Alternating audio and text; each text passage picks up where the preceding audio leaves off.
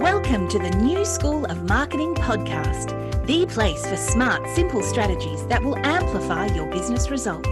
Sharing practical tips, insider knowledge, and actionable advice because marketing is something that every business owner can do. Now, let's get started. Introducing your host, Bianca McKenzie, mum, lover of snow sports, camping, horse riding, and in-demand launch strategist and Facebook advertising knowledge bank.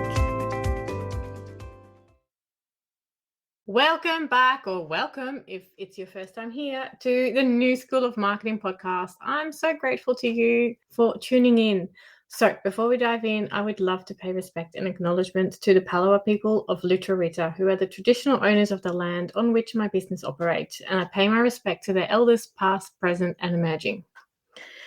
Woo! We are in week 2 of the school holidays in Tasmania, and I don't know, haven't really noticed a difference. Like I said last week, my daughter goes to the school holiday program by request. She likes to go, so who am I to stop her, right? It gives me some work time. We're also still in the middle of winter, and yeah, I've been doing a few different things lately, which is pretty cool. I've been doing some more one-on-one mentoring, and I'm really loving it. Like, I just love answering people's questions and helping them with their marketing and helping them move forward, which is really fun. What else have I been doing? I'm reading Kate Toon's book, 6 Figures in School Hours. I'm just like looking at the workbook that's on my desk right here as well. I'm really loving it. I kind of feel like I'm finally understood and heard. So if you're a parent in business, that's definitely a book that you want to read. It's like, hallelujah, yes, this is exactly how hard it is sometimes. And there's some really awesome tips from Kate as well in the book to help you move forward with your business. So I'm really enjoying that read at the moment. What else? Threads, the new distraction, Instagram Threads. I'm on it. I haven't quite figured out exactly what it's about, but it's fun so far. So with that in mind, I want to have a chat to you about Facebook ads. Different, but Threads is owned by Meta, so who knows? There might be ads at some point. There are no ads at the moment. But yeah, you've probably noticed how busy the online landscape is, especially now that Meta has added the new platform, Threads. It's kind of similar to Twitter in a way. At the moment, there's no need for polished images or perfectly written captions. It's kind of like a place where you can be yourself and simply have some banter, or at least that's so far what I have noticed. But you might be resisting because it's yet another thing, and I'm hearing you. It's exactly why I don't have a TikTok account. I just can't add another thing to my already full social media platform plate. I actually usually resist things for a long time, but somehow I jumped onto the thread wagon. The thread wagon? Is that the thing? And I jumped onto it really quickly, and I really like it because I don't have to come up with the perfect content. I can just kind of chat. So yeah, things are busy, things are noisy, which makes it much harder to stand out as a business. And even in the advertising space, it's kind of crowded and ads are competing for attention. And it's more important than ever to be able to create something that stands out. And usually the first thing that stands out in the feed is your creative, aka your image, your carousel or your video. At least it should stand out. And I'm talking about Facebook and Instagram ads now. There's nothing on Threads yet. And if there ever is going to be, it might be a bit different because there's not much creative happening, like no perfectly created images and things like that. So let's look at what makes your creative compelling and how you can create something that people are actually keen to take action on or engage with. Firstly, you need to know who your audience is. I keep saying this in just about every episode, but it is so important for your marketing message. Knowing who your audience is means that you know what kind of creative they're most likely to engage with or take action on. You'd know whether your audience is more likely to take action from an image or a video, or if you don't know yet, you'll be able to create visually appealing images and engaging video content so that you can test which one they are actually interested in. I generally recommend testing anyway, test everything because things change all the time. The visual aspect of your Facebook and Instagram ad is important because it's the thing that makes people stop their scrolling and investigate what the ad is about. Knowing your audience means that you'll be able to create images and videos that your audience will love, including using colors, graphics, and photos that they will most likely engage with. Your images should be somewhat on brand and maintain consistency with your brand's visual identity because it helps people recognize them. Brand recognition. And it also enhances credibility. So ideally, you want to avoid very generic looking stock photos and use something that you know your audience will resonate with. And of course, make sure that the quality of your images is high and not blurry. If you're using text on your images, make sure that it's clear and readable on a number of devices because a lot of people scroll on smaller phones and scroll the smaller screens. I would also use contrasting colors, appropriate font sizes, and generally minimal text on an image. So think about where on the image your eyes go first and place the most important information in that spot so that it's looked at for first. Of course, it has to stay legible. So if it doesn't work in that spot, you'll have to put it somewhere else. Experiment with a few different variations of creative. So I generally create 3 to 5 different images for a client to test which one is more effective. So make sure that you create images and your videos for the right platform placement. So if you're creating things for reels and stories, you need to resize it so that it looks better on those placements. If you're using video, make sure that it's relevant to your message. Try to incorporate captions where you can because a lot of people will not have their sound on. And to stop the scroll, the first 3 seconds of your video really need to stand out. So don't waste this on something that is not relevant or bold in a way that it stands out.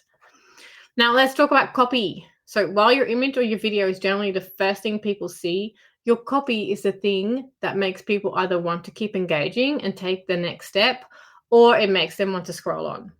So your copy is the part that needs to speak to your audience in a way that compels them to take an action. To create copy that actually converts, you need to, again, know your audience so that you're writing for them or even to them.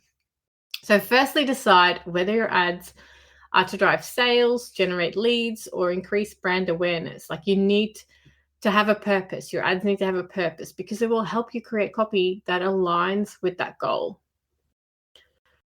There are 3 parts to Facebook ads copy: your headline, your main or body text, and your description.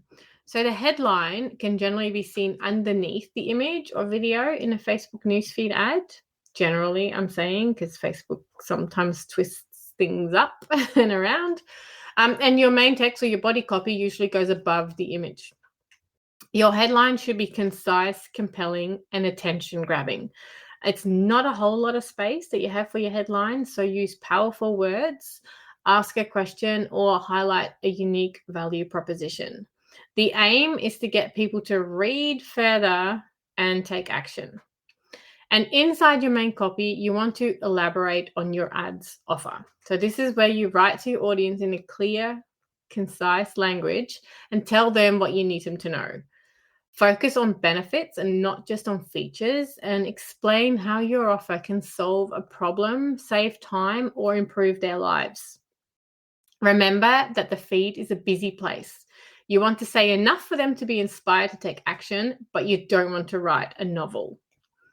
Also, include a clear CTA, a call to action. Basically, you need to tell people what you want them to do next. And Facebook gives you a few options for the CTA button, such as shop now, sign up, or learn more. And there's others that you can use too. But you also want to add a CTA in your copy. So for example, if you're running a challenge or a webinar, you might say something like sign up for the free challenge or join the webinar today or something like that. With Facebook ads copy, it's important to stay within the rules. Facebook has a few rules that if you don't follow them, will land you in Facebook ads jail and have your ads rejected and possibly your account suspended. So avoid you focused copy wherever possible, especially when it comes to personal attributes like gender, race, age, finances, health, religion, etc. Instead, make it self-focused or group-focused. So avoid saying you in your copy, or at least don't use it too much. Also avoid saying most, as Facebook looks at that as lumping one group of people in a common category. So it's actually okay to say you, but you need to do it sparingly and definitely not addressing attributes. Your copy can be as short or as long as you want, kind of. Like I said, don't write a novel, but I would test a few different versions. Generally, I follow these recommendations. Short form copy, which is up to 100 words for e-com and sometimes for service businesses. Mid form copy, up to 200 words for e-com, service businesses, coaches, and consultants. And sometimes I use long form, up to 400 words for coaching and consultants. For example, for high-ticket coaching and consulting, long form transformational stories are what works best. But don't take that as a given. Test it. Everything needs to be tested.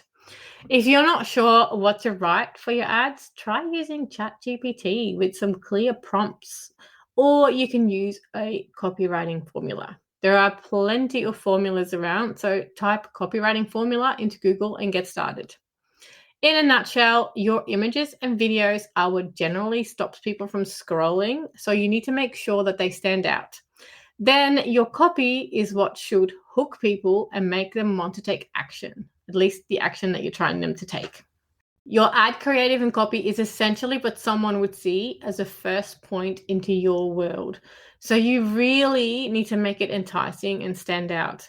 They're only going to see the rest of your assets, like your landing page or your website, if your hook and your ad is enticing enough to make them stop in their tracks and take action. As always, you get to use different variations of creative and copy. So test to see what works and then keep refining.